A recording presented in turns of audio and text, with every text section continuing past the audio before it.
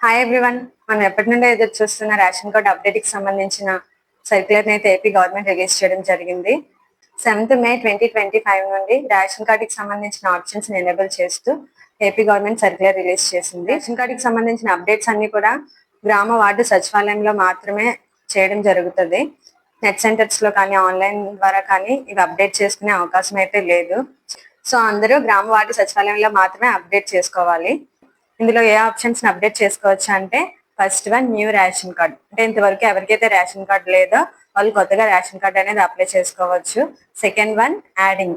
అంటే కొత్తగా మ్యారేజ్ అయిన వాళ్ళు వైఫ్ ని యాడ్ చేయాలి అనుకుంటే ఈ ఆప్షన్ ద్వారా యాడ్ చేయొచ్చు. ఇందుకోసం మ్యారేజ్ సర్టిఫికేట్, ఆధార్ కార్డ్ తీసుకొని వెళ్ళాలి.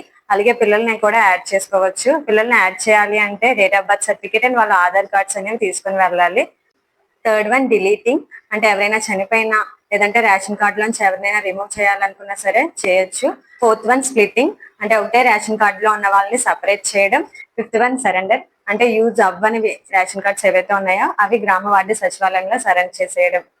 Sixth one corrections. అంటే రేషన్ కార్డు లో నేమ్ కానీ డేట్ ఆఫ్ బర్త్ కానీ ఇలాంటివి ఏమైనా మిస్టేక్ వస్తే వాటిని కూడా కరెక్షన్స్ చేసుకోవడానికి ఆప్షన్ అయితే ఎనేబుల్ చేశారు. Last one address change. అంటే వేరే అడ్రస్ చేంజ్ అయితే కనుక అడ్రస్ ని కూడా చేంజ్ చేసుకునే ఆప్షన్ ఎనేబుల్ చేయడం జరిగింది. ఈ కరెక్షన్ కి సంబంధించి ఒక్కదానికి ఒక్కొక్క అప్లికేషన్ ఉంటుంది. ఆ అప్లికేషన్ లింక్ అనేవి కింద డిస్క్రిప్షన్ లో ఇవ్వడం జరిగింది. వాటిని మీరు డౌన్లోడ్ చేసుకోండి. ప్రస్తుతం ఉన్న ఇన్ఫర్మేషన్ ప్రకారం అయితే 31st May లాస్ట్ డేట్. తర్వాత ఎక్స్టెండ్ చేయొచ్చు, చేయకపోవచ్చు. కాబట్టి త్వరగా ఈ అవకాశాన్ని అందరూ సద్వినియోగం చేసుకోండి. రేషన్ కార్డ్ అప్డేట్ కోసం ఎదురు చూస్తున్న మీ ఫ్రెండ్స్ అండ్ ఫ్యామిలీకి ఈ వీడియోని షేర్ చేయండి.